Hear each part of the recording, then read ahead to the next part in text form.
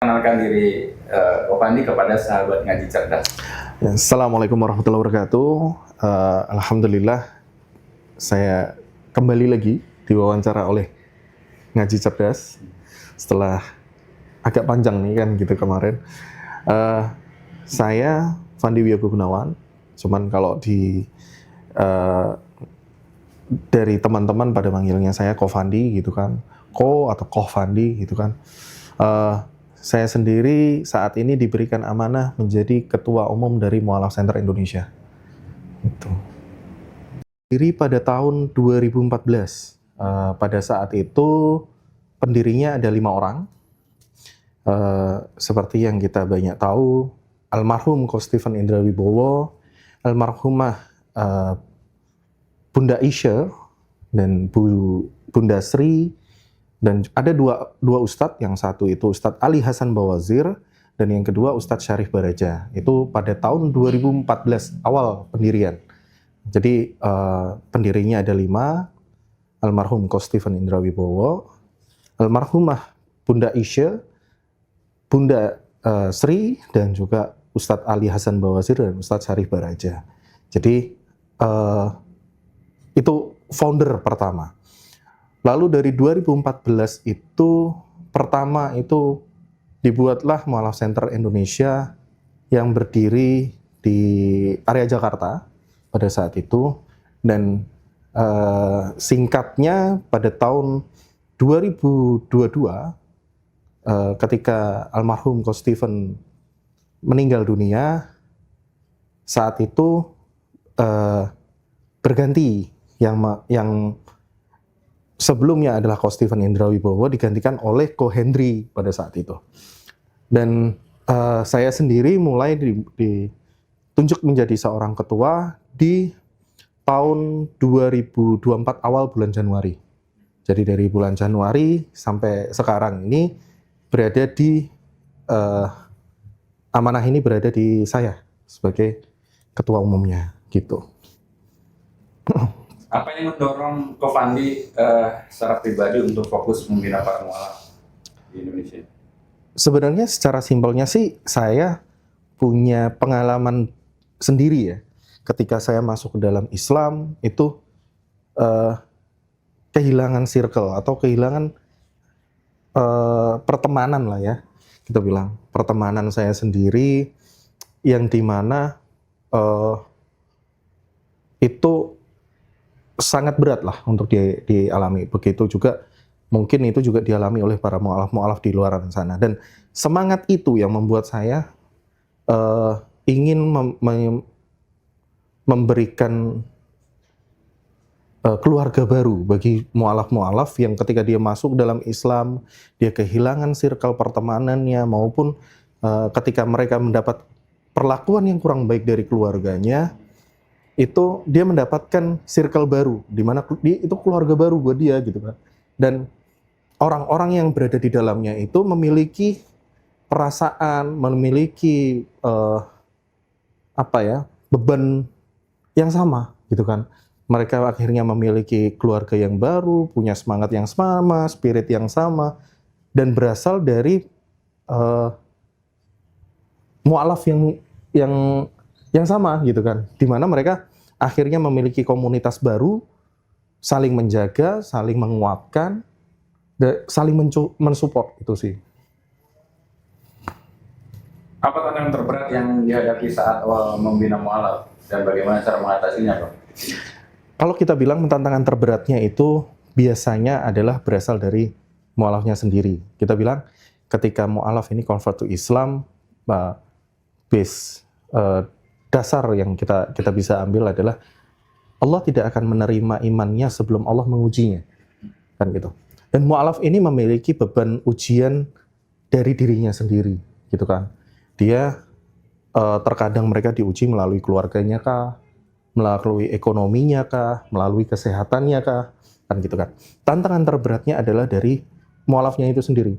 Ketika kita memberikan kelas mu'alaf yang kita pembinaan secara rutin gitu kan, mereka punya kendala di segi kesehatannya, segi ekonomi, atau segi dari keluarganya.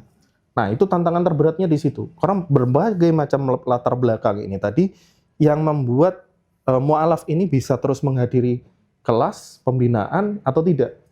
Nah, eh, ada beberapa cerita dari mu'alaf-mu'alaf ini yang kita bilang eh, menjadi salah satu faktor yang membatasi mereka atau membuat mereka itu menjadi kesulitan hadir ke Mu'alaf Center Indonesia untuk ikut pembinaan itu ketika mereka diberikan sakit gitu kan. Ada yang dia diberikan secara bersamaan, ada yang kena mium yang sampai dia harus direkomendasikan untuk diangkat serahimnya, dan juga secara bersamaan dia juga kena kanker tulang di pinggul, dan juga ditemukan juga ada permasalahan di jantungnya di orang yang sama gitu kan. Jadi kendala-kendala yang kita bilang tantangan terberatnya itu salah satunya dari faktor mu'alafnya. Belum lagi dari segi keluarganya nih. Dia keluarganya belum bisa menerima dia masuk Islam. Akhirnya ketika dia mau keluar dari rumah, dia dibatasi. Gitu kan? Dia dibatasi. Apalagi kalau kelihatan tuh mau siap-siap atau bawa kerudung atau bawa alat yang menurut dari keluarganya dia mau ke tempat-tempat inilah, nah gitu kan. Nah itu dari keluarganya itu ada respon yang membatasi atau bahkan nggak ngasih support kan gitu kan. Kita bilang di-cut lah dia, meskipun tinggal bersama tapi di-cut untuk pendanaan, dia nggak dikasih ini walaupun mereka dalam usia di mana mereka belum bekerja. Nah itu mungkin kendala-kendala yang kita sering hadapi kan gitu kan. Dan tantangan yang paling berat itu berasal dari mu'alafnya sendiri itu tadi. Mereka punya giroh yang besar. Ada juga nih yang kita ini kan itu ada salah satu mu'alaf kita, dia diberikan sakit yang nggak bisa dibilang katakan ringan ya, karena dia kena tumor di otak gitu kan. Dan alhamdulillah pada saat itu dia kita rescue dari rumah sakit karena memang dalam posisinya dia ditinggal sendiri di rumah sakit, nggak ada yang backup, nggak ada yang ini. Bahkan ketika kita terjunkan tim pertama untuk ngecek kebenaran dari berita itu, tim pertama itu nelpon saya sambil nangis. Iya benar, ini ada mu'alaf ditinggal di rumah sakit, tidak ada support dari keluarganya. Jangankan makanan di meja di samping kasurnya, air minum pun nggak ada, gitu kan. Dia dalam posisi seperti itu, akhirnya kita backup, kita jemput, kita berikan safe house-nya, gitu kan, kita jaga kebutuhannya, dan sampai alhamdulillah saat ini sudah operasi ketiga untuk pengangkatan tumor di otaknya, dan mohon doanya semoga dia terus sehat. Dan di balik itu semua, dia masih mau untuk berangkat belajar, gitu kan. Jadi kadang itu saya gunakan cerita si mu'alaf ini karena dia cukup sering datang ke ini. Jadi baru 2 minggu itu bedah kepala, dia keluar dari rumah sakit bedah kepala, dia sudah bisa duduk, hadir ke sini. Ikut kajian, ikut pembelajaran gitu loh. Nah, bagaimana dengan mu'alaf-mu'alaf lain yang memiliki keterbatasan atau halangan-halangan yang lebih ringan? Kenapa kalian nggak punya semangat yang sama kan gitu kan? Akhirnya mereka punya, oh iya gitu kan. Makanya Mu'alaf Center Indonesia itu menjadi wadah atau menjadi rumah dari mereka untuk mereka mendapatkan support secara circle-nya, dia mendapatkan keluarga baru. Bahkan si mu'alaf yang saya ceritakan tumor otak ini tadi, dia kayak sampai sekarang itu kan kita sering ngajak bercanda gitu kan. Ini keluargamu sudah oke nih dengan kondisimu sekarang. Nanti kalau sudah sembuh kamu balik ya? Enggak, saya nggak mau. Iya sampai gitu. Saya lebih baik sama MCI gitu kan. Nanti kalau saya sudah sembuh, sudah baikan, saya nggak mau terus di support full dari MCI, dia bilang gitu. Nanti saya pengen dagang ini. Oke, nggak apa-apa. Yuk kita ini. Yang penting sembuh dulu. Saya gitu kan. Jadi tantangan-tantangan kita terberat itu bukan berasal dari eh, faktor eksternal saja, tapi lebih kepada mu'alafnya itu sendiri. Untuk kita membangkitkan girohnya. Masing-masing mu'alaf itu unik. Karena kita nggak bisa bilang nih, oh dengan pakem seperti ini kita bisa implementasikan ke semua mu'alaf. Enggak. Tapi satu orang dengan satu mu'alaf dengan mu'alaf yang lain itu memiliki beban atau batasan-batasan yang berbeda gitu kan. Nah, tantangan terberatnya adalah di situ. Ketika kita membaca satu persatu, oh bagaimana kita menyelesaikannya nih? Bagaimana kita ininya kan gitu kan. Nah, itu satu persatu gitu. Pertanyaan tentang kegiatan Mu'alaf Center Indonesia nih ya Pak ya. Kegiatan apa saja yang rutin dilakukan oleh Mu'alaf Center Indonesia untuk mendampingi para mu'alaf? Mu'alaf Center Indonesia itu kita punya program inti itu yaitu 3 program inti ya. Yang pertama adalah pendampingan. Pendampingan ini sebelum dan setelah bersyahadat. Yang kedua adalah pemberdayaan ekonomi. Pemberdayaan ekonomi ini kita khususkan kepada mu'alaf-mu'alaf yang sudah terbina. Nah, yang ketiga adalah advokasi. Advokasi nggak cuma berhubungan dengan hukum, tapi juga berhubungan dengan faktor psikologis, faktor mentalnya, apakah dia down, apakah dia punya beban-beban yang belum lepas nih. Nah, itu kita pendampingan di sisi itu. Nah, turunan dari program-program itu terkhusus pada program pembinaan, kita melakukan banyak sekali kerjasama dengan lembaga-lembaga lain yang memiliki giroh yang sama untuk membina mu'alaf, gitu kan. Bisa dicek di IG-nya Mu'alaf Center Indonesia, mualaf.center.indonesia, di mana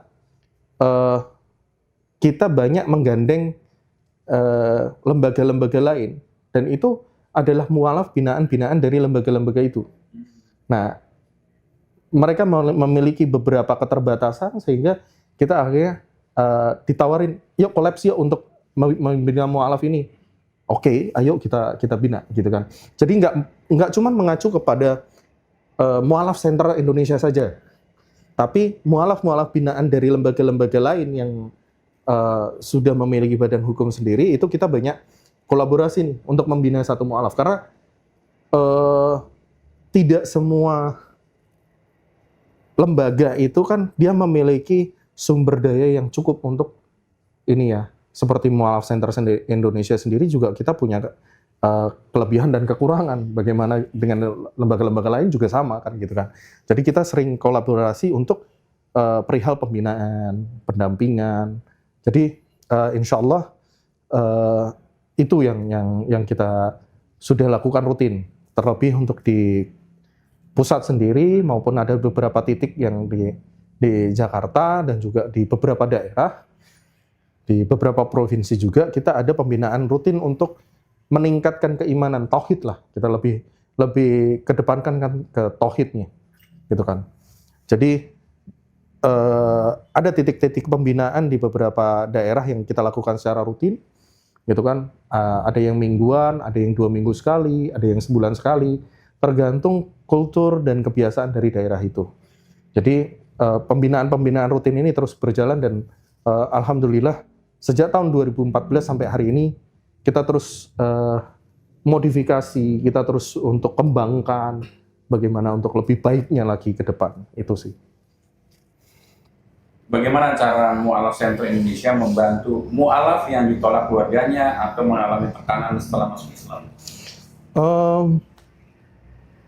Kita akan pelajari by case-nya. Kita makanya tadi saya bilang kan, setiap mu'alaf itu unik, gitu kan.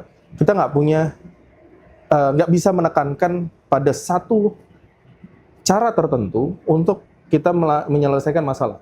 Tapi ada satu pedoman di mana kita mendekati mu'alaf ini, kita kupas benar-benar nih.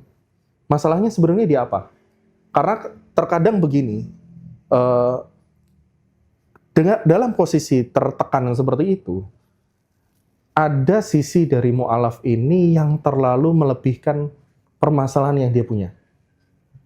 Nah, ketika hal itu terjadi, kita akan concern bagaimana kita mengupas nih, mana yang lebih pokok nih, gitu kan? Mana yang lebih urgent nih, kita selesaikan dulu, gitu kan? Kayak misalkan ada satu mu'alaf yang dia masih dipresur oleh mantan suaminya, sedangkan dia belum punya surat cerai nih dari mantan suaminya. Mantan suaminya terus nekan, terus mempresur, meskipun belum sah secara hukum, tapi yang perempuan sudah masuk Islam, yang laki-laki masih di Nasrani, di Kristen gitu kan. Nah, kita fasilitasi dulu untuk kita selesaikan dulu permasalahan soal perceraiannya dulu. Baru kita kuatkan secara dirinya, secara psikologisnya. Udahlah, nggak apa-apa, keluargamu seperti itu, mungkin saat ini belum bisa menerima. Kan gitu kan. Karena kembali lagi nih kepada diri saya sendiri gitu kan. Ketika saya convert to Islam, nggak semata-mata kan saya langsung diterima di semuanya gitu kan. Nah, bagaimana menyikapi dari mu'alaf ini yang kita selalu tekankan untuk dengan hikmah, dengan baik. Tunjukkan kalau kita sudah masuk Islam, kita sesuai dengan syariat Islam, kita sesuai dengan tuntunan Islam, kita menjadi pribadi yang lebih baik lagi. Nah, penyelesaian masalah mu'alaf ini kita pasti selesaikan by case dan by unique-nya seperti itu. Kayak misalkan yang tadi nih, yang tadi saya ceritakan tumor otak nih gitu kan, keluarganya sudah welcome kembali, anak-anaknya udah welcome, gitu kan. Ya, anak-anaknya berkali-kali tanya sama saya gitu kan, kapan mama bisa balik ke sini gitu kan. Lah kalau saya terserah mamamu gitu kan, atau kamu yang mau main ke sini, yuk nggak apa-apa, saya bilang gitu, jenguk mamamu. Nah mamanya nggak mau ikut ke sana gitu kan. Balik lagi ke sana nggak ini, dia cukup dengan udah video call atau apa atau teleponan, itu sudah merasa cukup gitu kan. Tapi kita sudah memperbaiki hubungan antara dari si mu'alafnya dengan keluarganya, kan gitu kan. Jadi bahkan ketika yang sebelumnya itu kita jemput yang tumor otak ini, itu tuh nggak ada KTP-nya, nggak ada identitas, kecuali sertifikat syahadat yang dibawa. Yang ada di tasnya itu, waktu di rumah sakit itu, dia cuma ada orang sama dua atau 3 tas pada saat itu, dan di dalam tasnya itu cuma ada identitasnya, itu cuma sertifikat syahadat yang dikeluarkan dari MUI Tambun Selatan, gitu kan. Tidak ada KTP, tidak ada berkas-berkas lain, nggak ada gitu kan. Dan alhamdulillah kita bisa menghubungi keluarganya si mu'alafnya, terus kita komunikasikan, berusaha negosiasikan dengan baik, dibantu bahkan dari pihak keluarganya itu masih terus membayarkan BPJS-nya. Jadi kita cuman tinggal prioritas kepada penyembuhan, obat-obatan yang tidak bisa tercover oleh BPJS, kan gitu kan, dan hal-hal yang tidak tercover dengan BPJS termasuk shelter dia kesehariannya itu kita tinggal concern ke situ gitu kan, termasuk juga yang ngerawat gitu kan. Jadi alhamdulillah sih Mu'alaf Center Indonesia lebih ke pendekatan secara humanis, di mana kita tidak melulu ketika ada mu'alaf itu diusir sama keluarganya kita langsung konfrontir nih keluarganya gitu kan. Enggak, kita tunjukkan bahwa dia lebih baik, dia lebih tertata, lebih ini, dan alhamdulillah keluarganya bisa pelan-pelan menerima dengan baik. Itu prosesnya sih kita bilang nggak singkat gitu kan. Dia yang mu'alaf yang kena tumor otak ini kita butuh waktu sampai 4 bulan baru benar-benar bisa deket lagi lah gitu kan. Itu sih. Apa program unggulan yang sedang dijalankan saat ini untuk para mu'alaf yang baru? Program unggulan saat ini sih kami lebih kepada pembinaan secara tauhidnya ya. Kita yang pertama secara tauhidnya, pembinaan kita kuatkan, kita perbaiki sholatnya, kita ajarin mulai untuk ikro gitu kan. Kita benar-benar dampingin dia, memberikan benar-benar pengetahuan Islam itu sebenarnya seperti apa. Itu yang pertama. Yang kedua, untuk menguatkan dari mu'alaf-mu'alaf ini, itu kita mendampingi secara ekonominya. Kebutuhan-kebutuhan untuk dia bisa bermandiri, atau kita bantu untuk carikan jobs lah dari link-link yang MCI punya nih. Atau barangkali nanti dari sahabat ngaji cerdas nih, yang punya usaha, yang punya apa, bisa nanti ya memberdayakan dari mu'alaf.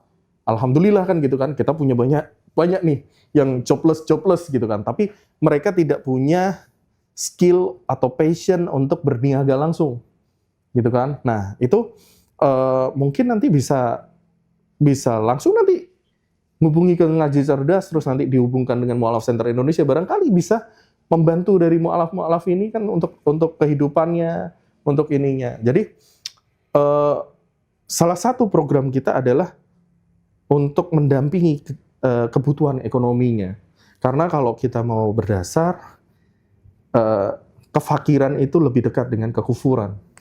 Kekufuran lebih dekat lagi dengan kekafiran. Gitu kan. Jadi ketika mereka itu lemah secara ekonominya, mereka akan lebih dekat kepada bersungut-sungut, mengeluh, yang akhirnya nanti menyalahkan dari ininya kan gitu kan. Itu. Tapi kita kalau dari Mu'alaf Center Indonesia siap yang kita berikan pendampingan secara ekonomi adalah mu'alaf-mu'alaf yang sudah terbina di Mu'alaf Center Indonesia maupun lembaga-lembaga yang sudah bekerja sama dengan Mu'alaf Center Indonesia. Jadi benar-benar sudah kita pastikan, oh dia tauhidnya udah bagus nih, track recordnya udah bagus gitu kan. Jadi agak sulit bagi seorang yang baru kita kenal gitu kan, baru syahadat terus tiba-tiba ngajuin proposal buat dia bikin warung gitu kan. Nah itu kita tanya-tanya nih, kita kan juga belum tahu gitu kan, apakah dia beneran bisa mengeksekusi, mengelola dengan baik, atau masakannya enakkah atau gimana, kan kita nggak tahu nih. Nah, ikuti dulu pembinaan di Mu'alaf Center Indonesia, barangkali ada nanti solusi atas permasalahan ekonominya. Kita tidak bisa menjanjikan, karena Mu'alaf Center Indonesia juga bekerja sama dengan banyak lembaga amil zakat ya, salah satunya Basnas RI atau seperti beberapa lembaga amil zakat yang lain kan gitu kan. Nah, itu kita bisa support dengan hal-hal yang seperti itu untuk ke mu'alafnya kan gitu kan.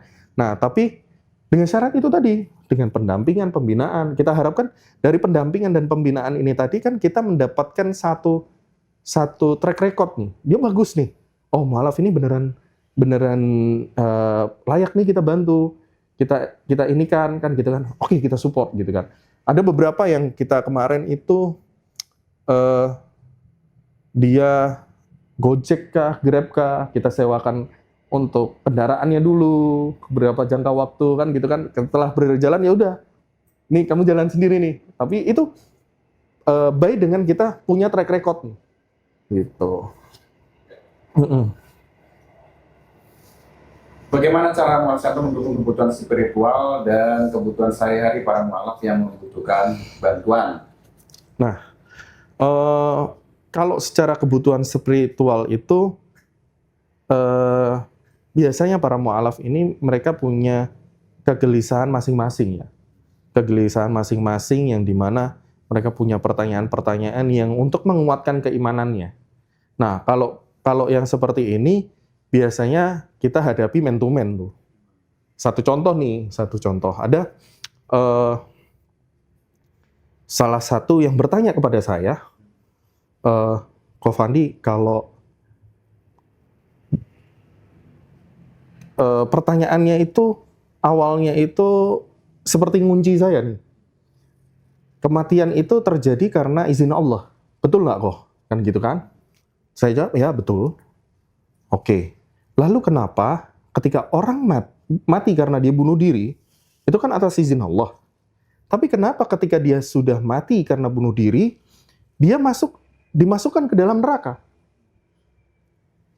Padahal dia dapat izin Allah untuk itu, gitu kan?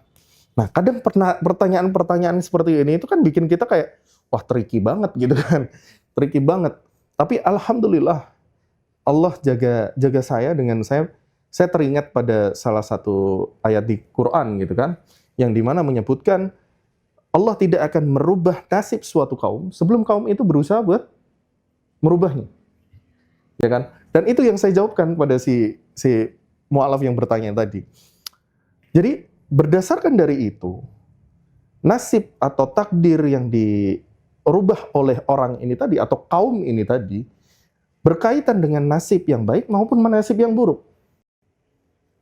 Gitu kan? Ketika dia tidak memiliki pegangan kepada Allah yang kuat, dia merasa bahwa apa yang dia upayakan di dunia ini kayak mentok semua nih, gitu kan? Akhirnya dia berpikir satu-satunya jalan untuk saya keluar dari masalah ini hanya saya mati. Akhirnya dia berikhtiar untuk mendapatkan kematian itu tadi, gitu kan? Dia berikhtiar di situ. Lalu ketika dia sudah berikhtiar, keinginannya kuat, Allah, ya sudahlah kalau memang kamu sudah menyerah dengan ini pilihanmu, kan gitu kan? Sama seperti kita kalau kita di depan kita disediakan ada homer, ada teh manis, ya kan? Itu adalah pilihan. Mau ngambil yang homer, minum, mabuk, itu adalah pilihan kita. Ketika kita minum, mabuk, ya sudah. Berarti kita mendapatkan dosa di situ kan. Kalau kita milih teh manis, kita minum, seger, enak. Nggak ada nilai dosa dari teh manis itu tadi. Gitu kan. Sama ketika pilihan ini sudah berasa mentok semua, dia akhirnya memilih untuk mengakhiri hidupnya dan keinginannya kuat, gitu kan. Maka Allah rubah takdirnya. Yang mungkin seharusnya dia meninggal 50 tahun lagi karena sakit, karena entah karena apa dia meninggal, tapi Allah rubah karena dia langsung loncat ke kereta api, katakanlah, gitu kan? Langsung, ya udah, kamu sudah yakin, jeret, selesai. Nah, dari mu'alafnya ngomong, iya, tapi kan keinginan ini kadang kan belum terlalu kuat. Dia bilang gitu kan. Nah, kalau belum terlalu kuat seperti apa? Dan gitu kan. Terus saya pas saat itu posisi saya ngobrol itu di lantai 3. Saya langsung berdiri, saya buka jendelanya. Kan tadi masnya bilang,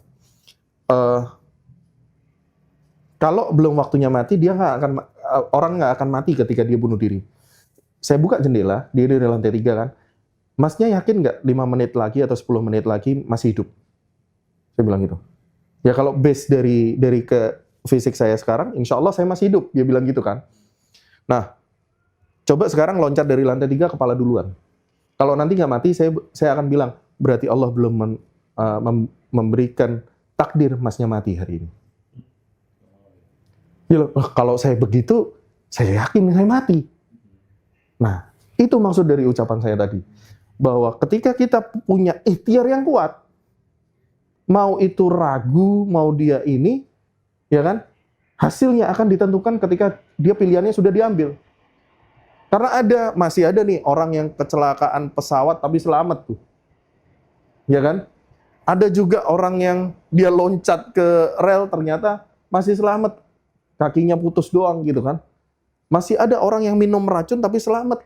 Lambungnya rusak doang gitu kan. Nah, pada saat seperti itu kita baru bisa ngomong takdirnya dia belum mati. Allah belum izinkan dia mati gitu kan. Ketika dia sudah ngambil pilihan. Saya bilang gitu. Nah, jadi dia semakin, oh gitu ya. Benar juga ya. Dia akhirnya bisa nerima. Tapi saya bilang, tapi ini tadi saya cuma bercanda ya. Jendelanya saya tutup, takut lompat beneran gitu kan. Ngebuktiin nanti. Bahaya ini. Saya jadi saksi nanti. Gitu kan. Tapi overall kita ngomong untuk pendekatan secara spiritual. Kadang mereka punya pertanyaan-pertanyaan yang unik nih.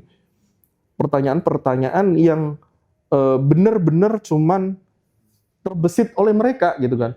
Mungkin kan kalau kita muslim gitu kan dari lahir rata-rata iya aja gitu kan. Tapi dari mu'alaf itu kadang seperti itu. Terus yang itu kalau kita ngomong dari segi spiritualnya ya. Yeah. Nah, kalau untuk kebutuhan sehari-hari, biasanya saya selalu melihat base dari kebiasaan, track record-nya. dia pekerjaannya apa, dia ininya apa. Karena ada mualaf binaan kita yang pekerjaannya itu mohon maaf ya, bukan saya merendahkan ya, tapi dengan penghasilan yang nggak begitu tinggi, dia ngambil barang-barang bekas tuh, terus dijual gitu kan. Nah, ketika ada mualaf-mualaf yang seperti ini, kita lihat base dari kebutuhan dia. Yang saya utamakan itu ada di sandang, pangan, papan. Nah, makanya kalau kita bilang, kalau dia mualaf binaan, kita kan tahu nih track recordnya. Nah, itu yang kita support. Gitu. Jadi, kalau sandang, pangan, papannya itu belum terpenuhi dengan baik, maka waktu biasanya sih kalau dia datang ke mualaf center, ikut pembinaan tuh, dia langsung ngomong ke pembina yang mualafnya yang ngajar, ustadznya atau ustazahnya gitu kan. Saya pas nggak ada di rumah, nggak ada beras gitu kan. Kita ngeliat nih pekerjaannya apa gitu kan. Kalau memang pekerjaannya adalah yang penghasilannya nggak terlalu tinggi, maka kami langsung ya udah nanti pulang di sini ada beras gitu. Ada seperti ini. Kita cukupkan untuk yang hal-hal pokok. Adapun kalau tiba-tiba ternyata mualaf ini kan banyak yang tinggalnya sendirian. Saya selalu biasakan buat anak-anak yang ikut pembinaan atau mualaf-mualaf yang ikut pembinaan itu untuk selalu berkabar setiap hari di grup. Ada yang miss satu aja, telepon atau japri. Karena kita pernah lewatan satu. Belum lama gitu kan. Dan saya masih punya utang sama beliau.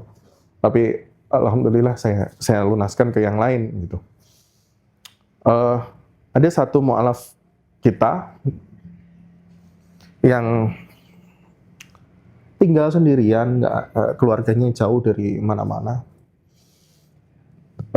dan dia sudah dari keluarga nggak begitu support, sudah nggak tanya kabar juga gitu kan. Tinggal di salah satu rusun di Jakarta.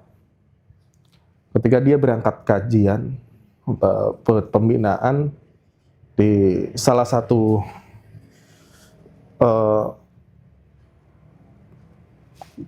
yayasan yang kerjasama dengan MCI, qadarullah kecelakaan dan meninggal.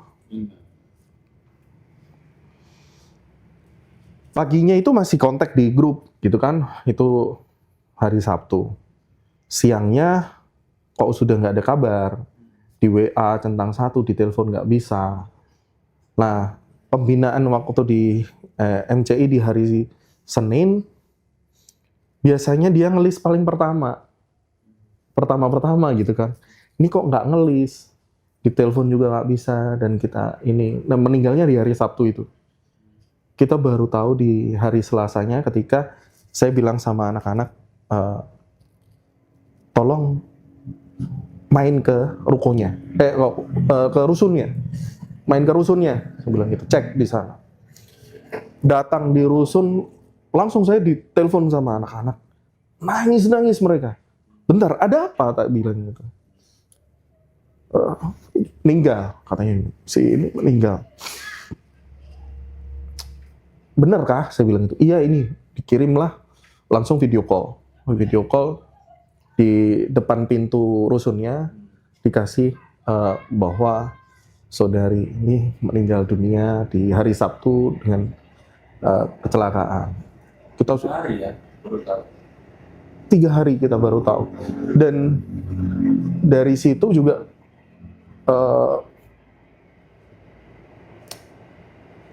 besoknya itu baru saya bisa ke ziarah ke makamnya. Ketika kita sudah nyari-nyari nih, karena beneran kita nggak tahu nih kan gitu kan. Ternyata alhamdulillah dimakamkan secara Muslim. Nah, belajar dari pengalaman itu, saya selalu tekankan kepada pembinaan di mualaf-mualaf yang ada di dalam MCI untuk selalu berkabar. Yang tinggal sendiri ya? Yang tinggal sendiri ya, lebih concern kepada beliau-beliau yang lebih tinggal sendiri, selalu berkabar, selalu tanyakan kabar setiap hari, saya bilang gitu. Jadi jangan sampai miss. Ketika miss ada setengah hari aja, kita cari. Saya bilang gitu. Jangan sampai kita benar-benar kehilangan satu keluarga, tapi kita nggak tahu. Nah, terus cantumkan nih nomor dari salah satu pembina mu'alaf di MCI untuk nomor kontak emergency. Kan biasa kan kalau di rusun ada nomor kontak emergency, atau di kos, atau di kontrakan kan gitu kan? Ada dikasih nomor emergency dari pihak yang bisa cantumkan nomornya. Jadi kita tahu kabar terupdate-nya gitu kan. Jangan sampai kita miss seperti itu. Jadi itulah gambaran bagaimana MCI itu kita berusaha untuk backup atau dukung dari mu'alaf. Bisa diceritakan nggak salah satu kisah mu'alaf yang paling menginspirasi selama pembinaan di Mu'alaf Center Indonesia? Banyak ya kalau kita bilang ya, kisah-kisah mu'alaf yang inspirasi.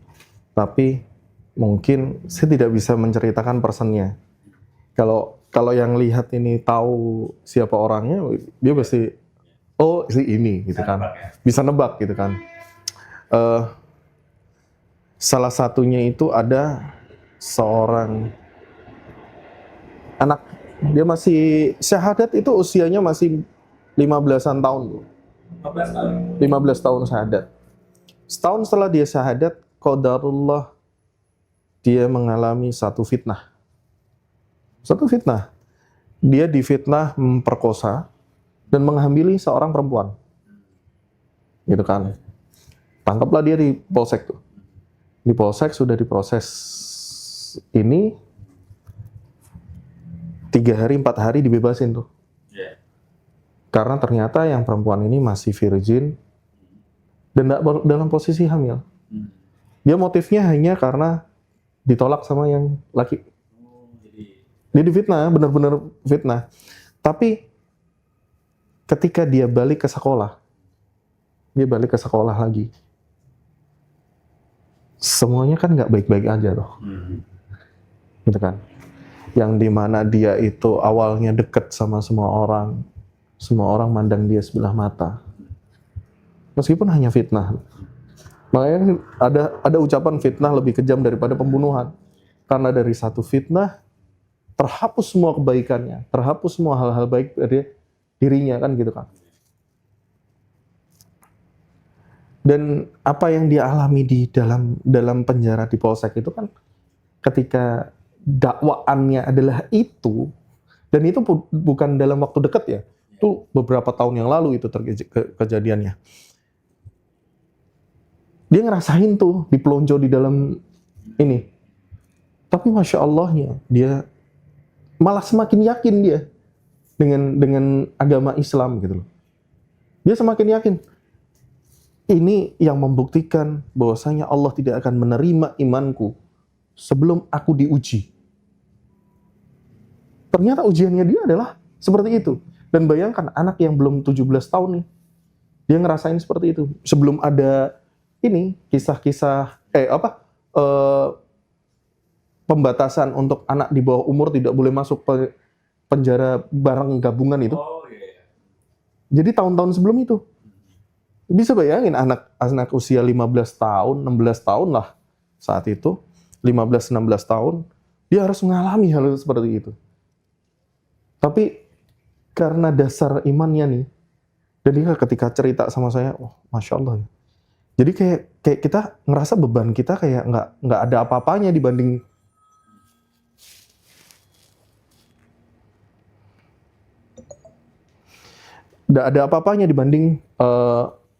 dari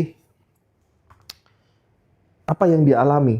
Dan dia ketika dia cerita, itu cuman ibarat sesendok dari makanan satu piring yang saya alami. Jadi yang dia alami lebih luar biasa. Ada juga nih yang mu'alaf ketika dia syahadat, belum lama nih, syahadat sebelum waktu pertengahan atau sebelum COVID, dia tahun 2021. Pertengahan ya, itu pertengahan COVID ya. Nah, sehabis dia syahadat sama keluarganya dianggap dia stres, dia ini langsung dimasukin, dikurung di salah satu klinik kejiwaan. Dikumpulin sama orang-orang yang memang secara kejiwaannya lagi sakit nih. Mereka lagi sakit kejiwaannya. Itu baru kita bisa jemput, kita reka untuk bagaimana kita bisa mengeluarkan dia. Itu baru 2024 akhir kemarin. Berapa tahun tuh di dalam? Ya kan? Alhamdulillah itu mentalnya nggak down, mentalnya nggak ini. Alhamdulillah sekarang ini itu beliaunya sudah dalam posisi siap sosialisasi dan lain sebagainya. Nanti the next dari ini mungkin nanti kisahnya dia akan sendiri yang ceritakan, gitu kan? Di Ngaji Cerdas. Saya lagi bujuk dia nih untuk bisa nge-up ceritanya, bisa nggak nih, gitu kan? Nah, tapi overall ketika dia di dalam itu, meskipun dia belum bisa baca Quran, dia bawa Quran terjemahan, dia baca tiap hari di dalam. Dia di dalam zikir sebisanya. Dia di dalam zikir sebisanya. Dia di ini. Dan Masya Allahnya 2,5 tahun, lebih ya. 2021 sampai 2024 kan kita baru bisa jemput gitu kan. Itu kan lama tuh. Dia di dalam. Nah itu yang semakin menguatkan dia untuk masuk dalam Islam. Kembali lagi, bahwa Allah tidak akan menerima iman seseorang sebelum Allah mengujinya. Itu membuktikan ayat di dalam Al-Quran gitu loh. Dan dia semakin strong. Bagaimana seperti yang tadi yang saya ceritakan, yang tumor otak juga sama. Belum ada lagi yang lain sebagainya. Jadi kisah-kisah mu'alaf ini Masya Allah. Dan yang kisah-kisah yang tadi mungkin beberapa yang nanti akan kita untuk masukin ke sini. Jadi terus cek aja update-nya dari Ngaji Cerdas, insya Allah. Apa kesalahan umum yang sering terjadi ketika masyarakat mendampingi mu'alaf dan bagaimana seharusnya kita membantu mereka, begitu ya? Ya, kalau dibilang secara kesalahan umum sih bukan suatu kesalahan ya, tapi mungkin ekspektasi atau gambaran dari seorang yang Muslim dari lahir itu banyak yang mengacu kepada lamanya seseorang masuk Islam. Jadi ketika dia sudah 6 bulan, setahun, 2 tahun, itu masyarakat itu beranggapan, kamu kan sudah lama masuk Islam, seharusnya kamu sudah bisa seperti ini, seharusnya kamu sudah bisa seperti ini. Nah, ekspektasi ini yang membuat kayak menjadi tuntutan kepada mu'alaf ini, bahwa dia selama setahun, 2 tahun itu harus bisa menguasai ini, harus bisa menguasai ini gitu kan. Nah, tapi mereka tidak melihat bahwasanya ketika mereka masuk Islam, Allah itu sedang memberikan tes kepada mereka. Karena apa? Seseorang yang masuk Islam, dia seperti lahir kembali nih. Bener kan? Dosanya semua dihapuskan. Tapi nggak full seperti lahir kembali. Karena setiap amal kebaikannya, Allah hitung.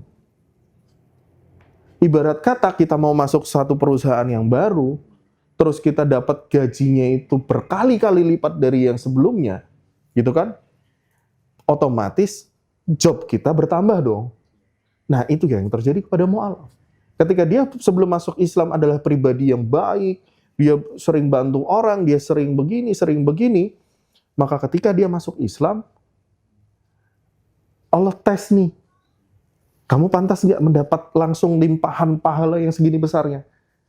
Bener nggak ini untukmu gitu kan? Nah, itulah ujiannya gitu kan. Nah, ketika dia mengalami ujian-ujian ini, otomatis mereka punya fokus untuk menyelesaikan prioritas masalahnya dulu. Mereka tidak memprioritaskan untuk baca Quran. Mereka tidak memprioritaskan untuk memenuhi sholatnya. Mereka tidak memprioritaskan pada hal-hal itu tadi. Mereka yang penting saya sudah masuk Islam, yang penting saya sudah sholat, yang penting saya begini. Nah, ekspektasi dari orang-orang ini yang membuat mereka itu semakin skeptis. Saya mau belajar kemana nih? Orang kan ekspektasinya udah begini. Udah 5 tahun nih masuk Islam, tapi kamu cuman bisanya begitu-begitu aja. Bagaimana ininya? Nah, miss-nya itu di situ. Kemarin juga baru dibahas nih yang di FGD yang ada di MUI. Bagaimana batasan dari seorang mu'alaf? Apakah dari jangka waktu, ataukah dari sesuatu yang lain. Lalu alhamdulillah dari Ustadz Teten itu menyampaikan bahwa batasan dari mu'alaf ini tadi adalah yang menguatkan dia. Jadi kalau imannya sudah kuat, secara ekonomi sudah kuat, maka dia lepas tuh mu'alafnya. Tapi walaupun dia itu sudah syahadat 10 tahun, tapi efek dari dia itu bersyahadat itu masih dia rasakan sampai 10 tahun, maka dari itu kita masih masukkan dalam kategori mu'alaf. Contoh, yang ada yang dia sudah 15 tahun syahadat nih. Karena dia sendiri, terus fight sendiri, dia juga nggak menikah lagi gitu kan. Nah, terus ketika dia sakit, ternyata sakitnya sudah agak lama. Walaupun dia 15 tahun dia sudah syahadat, dia butuh pembinaan, penguatan secara akidah, pendampingan. Nah, kita masukkan ke dalam kategori mu'alaf. Ya, tetap masuk ke dalam pembinaan. Di tempat lembaga lain kategori cuma 2 tahun. Ya, walaupun di tempat lain seperti itu. Di Mu'alaf Indonesia masih tetap ya. Masih tetap, karena kita melihat kepada acuan ini tadi. Ketika mu'alaf ini punya sudah kekuatan yang secara imannya sudah bagus, ekonominya sudah bagus, dia tidak membutuhkan ketergantungan kepada sesuatu yang untuk menguatkan keimanannya, menguatkan dia terus dalam Islam, maka kita baru masukkan ke dalam kategori dia sudah bukan lagi mu'alaf nih. Itu. Ya misalkan saya syahadat 2005 kan, gitu kan. Nah, kalau saya 10 tahun yang lalu mungkin masih bisa dikatakan seorang mu'alaf gitu kan. Karena sampai 10 tahun yang lalu kan saya masih butuh penguatan secara keimanan dan lain sebagainya. Tapi hari ini saya bukan lagi mu'alaf gitu kan. Pembina mu'alaf. Alhamdulillah. Wallahu a'lam bishawab. Mungkin ya karena dia pindah keyakinan dari dulunya bukan Muslim sehingga menjadi seorang mu'alaf. Kemudian dari dampak itu sehingga dia mendapatkan kesulitan-kesulitan baik tadi ekonomi dan pekerjaan dan sebagainya. Itu mungkin mu'alaf center yang dilihat ya maksudnya. Ya. Maka walaupun berapa tahun belakangan dia sudah mu'alaf, puluhan, tetap disupport dan dibimbing karena mungkin melihat dia kesulitan karena dampak dia dari pasca bersyahadat. Jadi bukan pada patokan berapa lama dia sudah masuk Islam. Jadi kita nggak, saya selalu tekankan kepada pembina mu'alaf yang ada di MJI, jangan pernah kita ngomong, kamu kan sudah 15 tahun masuk Islam, masa bisanya cuman sholat doang, masa bisanya cuman gini, jangan begitu. Tapi kita dalami dulu. Nah, keterbatasannya dia itu kenapa? Apakah benar dia karena malas, atau karena permasalahannya banyak sekali? Berarti Mu'alaf Center Indonesia juga ada asesmen ya? Ada asesmen. Ada screening gitu. Betul, insya Allah. Nggak mesti, wah saya udah 15-20 tahun, saya butuh bantu karena saya mu'alaf. Nggak langsung tiba-tiba saya bantu nggak ya? Nggak. Tapi ada asesmen dulu tadi ya? Ada asesmen. Nah, katanya pernah sampai memvalidasi tempat tinggalnya, kontrakannya, pernah ya? Pada ya? Sering. Ya? Jadi kalau kita mau bilang memang ada tim untuk assessment lapangan. Jadi kalau misalkan ada yang bilang saya butuh bantuan untuk kontrakan dan lain sebagainya, MCI tidak bisa langsung saat itu juga langsung tes gitu kan. Transfer gitu, kita enggak. Jadi kita pengennya itu benar-benar dana yang dititipkan ke Mu'alaf Center Indonesia itu terserap kepada porsinya dan untuk peruntukannya. Gitu kan. Untuk mu'alaf kita cek benar nih. Mu'alafnya seperti apa, dia mau nggak ikut pembinaan, dia mau nggak berkembang, dia mau nggak untuk terus menjaga keimanannya. Tapi kalau kita melihat ada, wah nih kayaknya ada yang nggak beres nih, gitu kan. Udah kita punya listnya nih. Dan saat ini kan MCI sendiri juga lagi mengembangkan aplikasi yang untuk pegangan dari tim MCI, di mana kita punya database mu'alaf-mu'alaf nih semua. Gitu kan. Kita lagi pengembangan sih memang, masih pengembangan. Dan insya Allah the next-nya kita berusaha untuk memperbaiki lebih bagus lagi, insya Allah. Kalau yang ada mualaf butuh beras, berarti bukan dikasih uang ya, tapi kasih beras beneran. Iya, kasih beras beneran, gitu. Nah, butuh berobat, berarti nanti ditebus di apoteknya begitu ya? kalau seperti itu kadang-kadang saya begini, udah ke apoteknya dulu, di waktu pembayaran, ya kan, foto kirisnya, kirim ke saya. Tapi saya ada yang kayak begitu.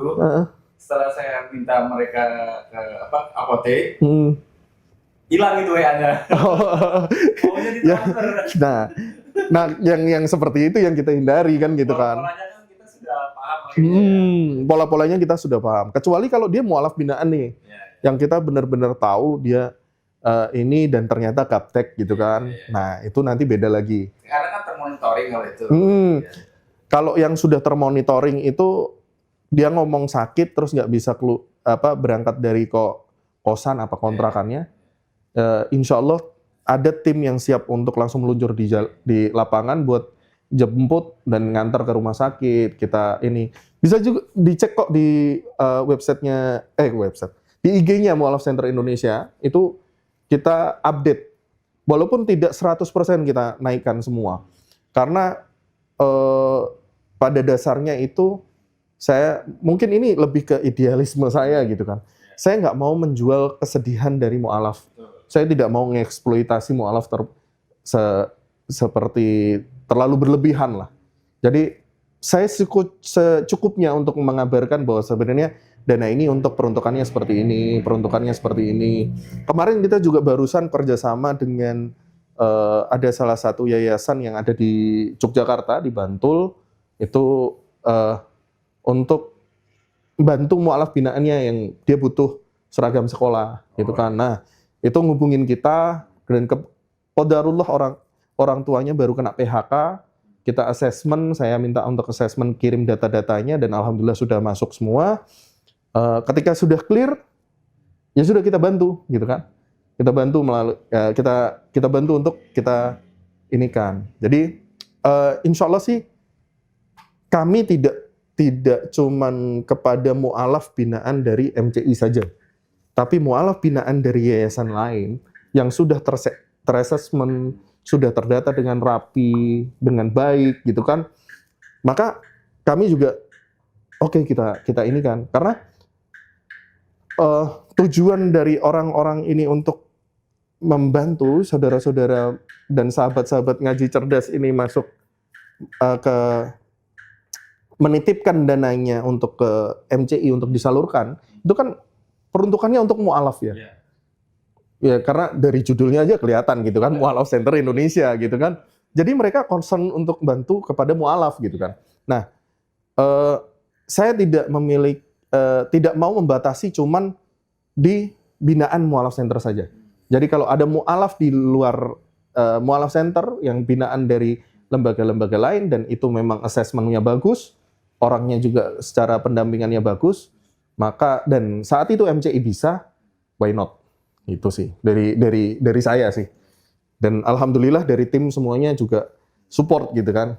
Ya bismillah gitu insyaallah. Amin. Alhamdulillah.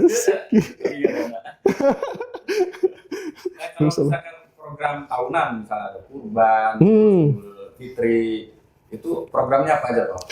Kalau program tahunan sih kita ngomong Idul Fitri pasti kayak pendampingannya lebih ini lagi ya. Terus juga kita juga ngadakan buka bersama, sekalian kajian. Ada juga beberapa titik itu seperti di Jawa Timur setiap hari kemarin yang kemarin itu setiap hari Sabtu dan Minggu itu ada kelas khusus untuk yang Sabtunya itu kajian, yang Ahadnya itu di Iqra atau baca Quran. Itu. Nah, ada juga di beberapa ini termasuk juga di Jakarta juga sama. Kita memiliki program seperti itu dan juga hadiah untuk mualaf. Nah, kalau hadiah untuk mualaf ini alhamdulillah MCI kan saat ini ada di 14 provinsi. Dan untuk daerahnya terus berkembang karena banyak yang mengajukan tapi kita assessment dulu gitu kan. Untuk daerah itu kota dan kabupaten ya. Nah itu kita masih assessment lagi lebih lanjut. Dan alhamdulillah sedikit banyaknya dana yang dimiliki oleh MCI, pada saat Idul Fitri kita berusaha untuk memberikan hadiah terbaik untuk mu'alaf. Jadi dari pusat itu biasanya kami akan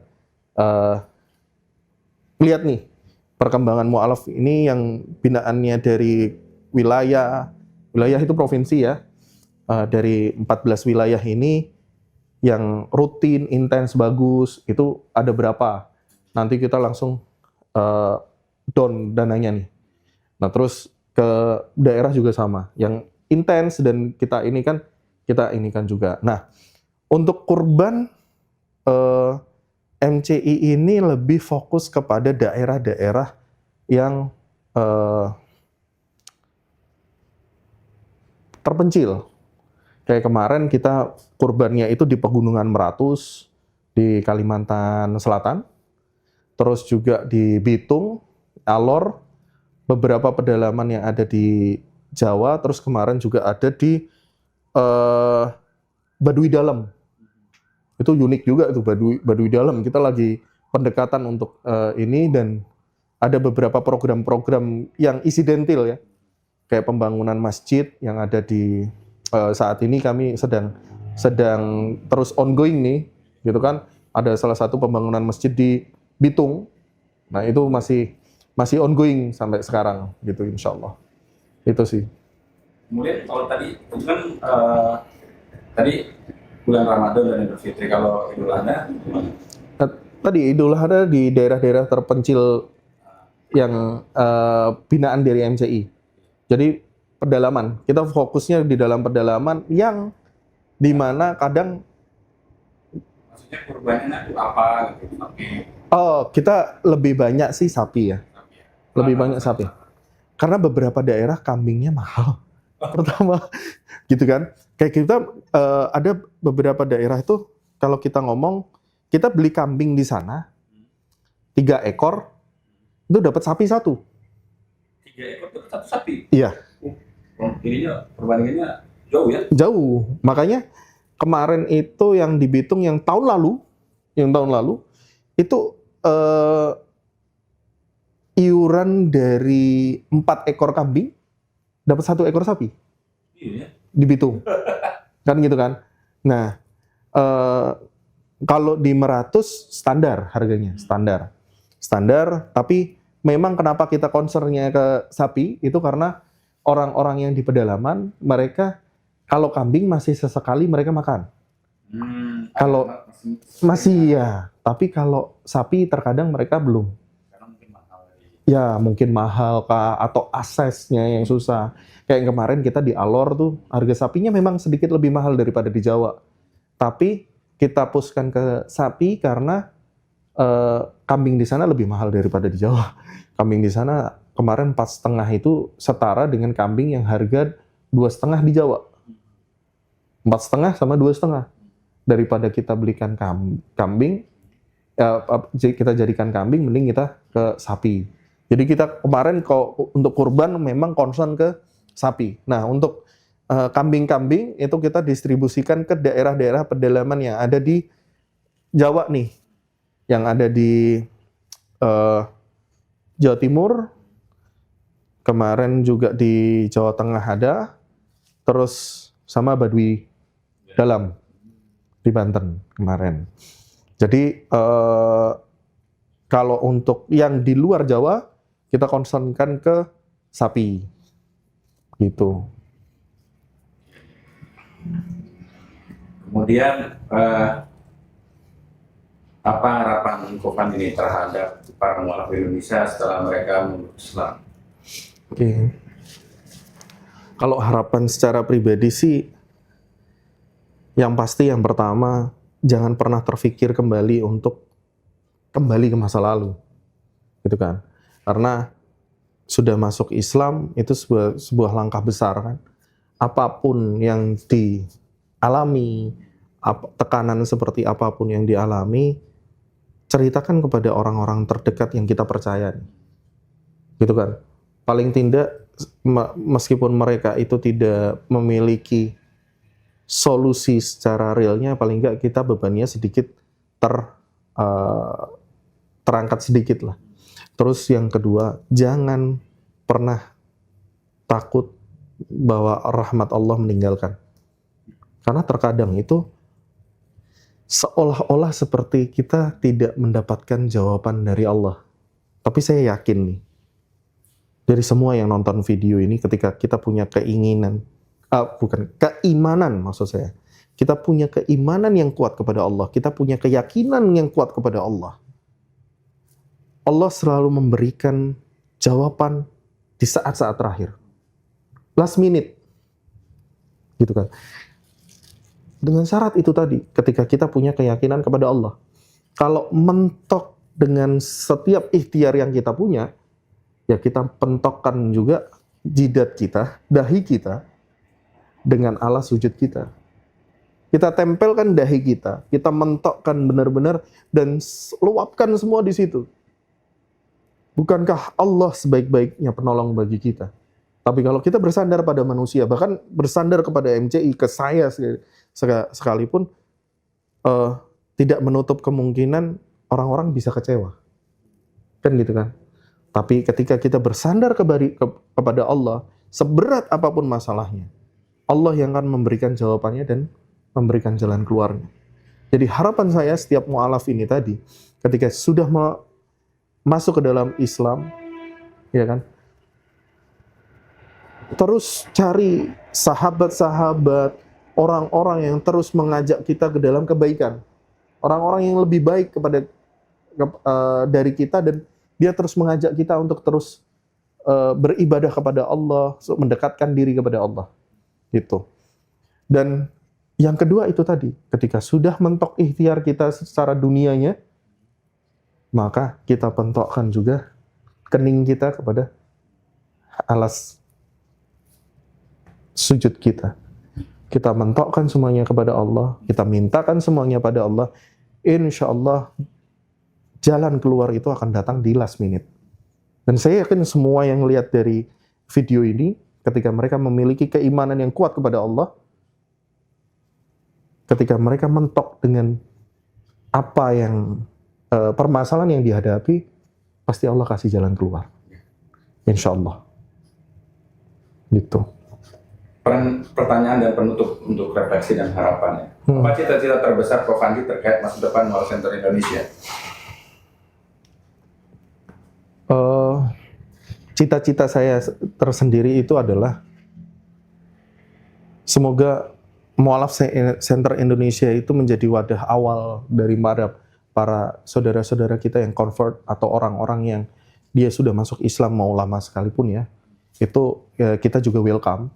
Kalau dia pengen belajar lebih dalam, karena nggak menutup kemungkinan nih yang sudah Muslim dari lahir, tapi ternyata dia tidak menemukan kenikmatan sampai akhirnya ketika dia usianya sudah cukup nih.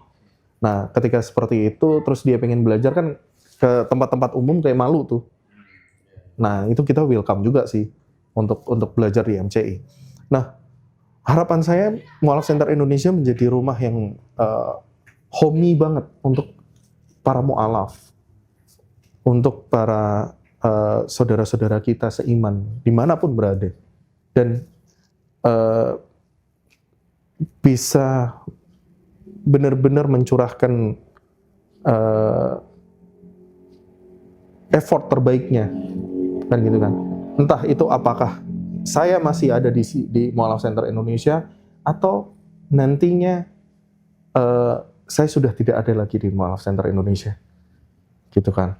Jadi harapan saya Mu'alaf Center Indonesia menjadi wadah yang benar-benar bisa mengayomi, menjadi payung, menjadi pelindung dari saudara-saudara seiman kita. Itu sih. Pesan apa yang ingin Prof. Andi sampaikan kepada masyarakat agar lebih peduli lagi dengan pembinaan PAM? Yang pasti selalu berikan support kepada teman-teman atau kenalan-kenalan yang dia convert kepada Islam. Jangan skeptis, jangan menilai dari seberapa lama dia masuk Islam, tapi bagaimana kita terus menguatkan mereka untuk terus menjaga dirinya di dalam Islam, menguatkan mereka untuk terus berada di dalam nikmat Islam. Jadi harapan saya dari siapapun nih yang lihat nih video ini gitu kan, mereka bisa mensupport orang-orang terdekatnya yang masuk Islam ini tadi, supaya mereka tidak terfikir kembali untuk kembali ke agama sebelumnya gitu kan. Karena terkadang mereka menyimpan gunung es yang kelihatannya seperti masalahnya kecil, tapi ternyata besar sekali di bawah. Ketika mereka mendapatkan perhatian nih, kecil aja, udah makan belum? Yuk kita ini sepele gitu loh. Tapi dia kayak merasa, wah, diperdulikan. Dia merasa memiliki keluarga baru. Mungkin kita nggak tahu nih. Misalkan kayak saya lagi diem gini aja kan, terus Kang Asep langsung ke saya begini, Kak Fani yuk makan yuk. Masya Allah perhatiannya nih. Tahu aja saya lagi lapar. Apalagi nggak ada keluarga gitu. Iya, apalagi nggak ada keluarga, jauh dari mana-mana, diusir. Hal-hal kecil gitu loh. Tapi itu membuat dia ini gitu kan. Padahal dia cuma diem gitu kan. Jadi maksud saya adalah terus kita berikan support terbaik. Jangan terus kayak kita cuma kepo aja. Kamu masuk Islam karena apa sih? Apa yang buat kamu terus pengen masuk Islam? Pengen menjadi seorang Muslim itu seperti apa? Jangan cuma kepo seperti itu. Tapi ajak dia dengan hal-hal kecil. Yuk ngopi yuk. Yuk ini yuk. Kadang mereka penat nih otaknya. Dia mikirin, aduh papaku masih begitu, aduh mamaku masih begitu. Diajak ngopi dia, ya plong sedikit, gitu kan, gitu. Jadi pesan saya terus support orang terdekat kita, yang dia, apalagi dia converter, masuk dalam Islam, maupun mereka yang hijrah dengan kehidupan yang sebelumnya yang tidak mengenal syariat dengan baik, terus dia berusaha untuk mengamalkan syariat yang baik. Jadi jangan skeptis, jangan menilai dia dari berapa lama dia di Islam, berapa lama dia sudah masuk Islam, jangan menilai dari situ, tapi terus support. Itu sih. Kalau ada sahabat ngaji cerdas misal di daerah atau di mana mau jadi volunteer, mau jadi relawan yang Mualaf Center Indonesia, itu gimana teknis atau caranya? Nanti bisa ngubungi kontak dari Mualaf Center Indonesia di website, melalui website atau mualafcenterindonesia.org.id. Bismillahirrahmanirrahim. Assalamualaikum warahmatullahi wabarakatuh. Ya, kembali lagi ya teman-teman sekalian yang dirahmati oleh Allah Subhanahu wa taala, bersama dengan saya Hendriko Santoso selaku narasumber di Ngaji Cerdas, mencerdaskan umat. Nah, teman-teman, di sini ada produk bagus nih. Namanya Sultan Parfum. Parfum para perindu surga. Nah, di sini ada 4 macam produk nih. Yang pertama, parfum dengan aroma Raudhoh. Parfum dengan aroma Hajar Aswad. Parfum dengan aroma Kasturi. Dan yang keempat adalah parfum aroma 2000 bunga. Nah, kalau teman-teman sekalian sedang umroh, lalu pulang ke tanah air dan rindu dengan suasana di Masjidil Haram maupun di Masjidil Nabawi atau di Mekah dan Madinah, teman-teman bisa beli nih Sultan Parfum dengan aroma-aroma yang menyesuaikan dengan suasana di Mekah ataupun Madinah. Nah, selain teman-teman beli parfum ini, nanti teman-teman dapat bonus gratisannya juga. Apa aja sih teman-teman gratisannya? Nih, yang pertama nanti teman-teman dapat kitab atau buku saku zikir pagi dan petang sesuai dengan sunnah. Nah, yang kedua, teman-teman nanti dapat gratis tasbih nih. Wah, lucu banget ya, imut nih, bisa dibawa kemana-mana. Yang ketiga, nanti teman-teman dapat juga nih kertas untuk bagaimana sih parfum ini digunakan untuk saat suasana apa aja. Di sini udah dijelasnya teman-teman semua. Nah, jadi teman-teman jangan lupa nih dibeli, informasinya ada di sini nih. Nah, dengan teman-teman membeli produk parfum Sultan ini, teman-teman sama saja dengan membantu operasional dakwahnya channel YouTube Ngaji Cerdas. Nah, luar biasa kan? Dengan harga berapa teman-teman sekalian? Cukup dengan 90 ribuan saja, teman-teman sudah bisa dapatkan ini semua nih. Masya Allah ya. Ini semua nih, semua teman-teman bisa dapatkan hanya dengan 90 ribuan rupiah. Teman-teman juga sudah termasuk membantu operasional dakwah, support channel YouTube Ngaji Cerdas. Nah, luar biasa kan? Nah, jadi tunggu apa lagi teman-teman ya? Segera hubungi di sini nih, di link yang tertera di bawah ini ya. Terima kasih ya teman-teman sudah menonton. Assalamualaikum warahmatullahi wabarakatuh.